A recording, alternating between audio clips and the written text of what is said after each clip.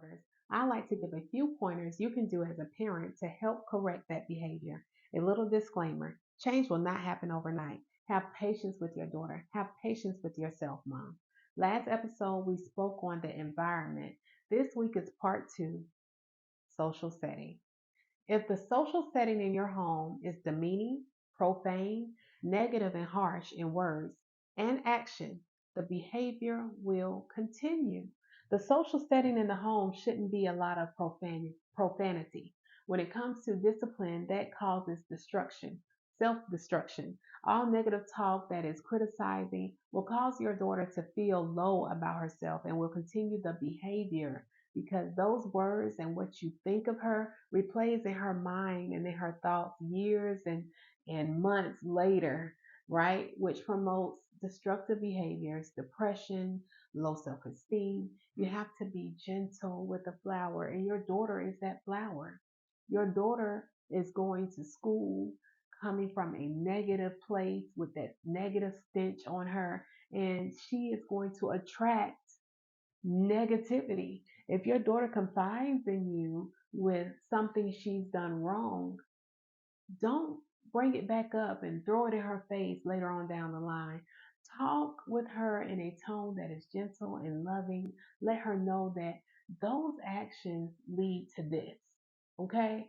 Don't try to beat her mentally, physically, and emotionally about what she's doing. Try to get her to think about what she's doing and where it can lead to. Start doing vision boards and getting involved in positive activities just to add value to her. Okay?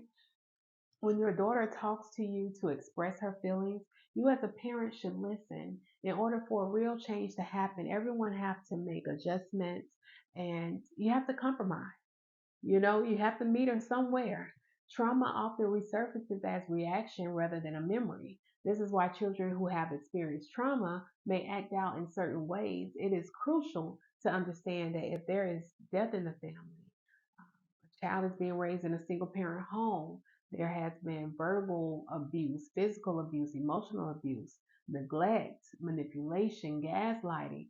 It creates trauma that manifests as reactive behavior. It is important to create a safe space for your daughter to express herself and have open communication and conversations without anger or resentment. There is no need to resort to verbal abuse, physical abuse, or any type of abuse to make a point.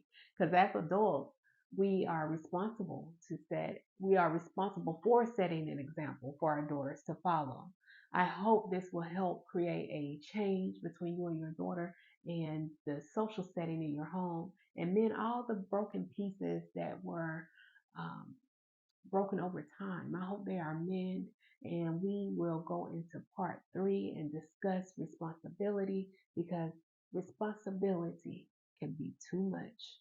But for now, we're going to work on that social setting.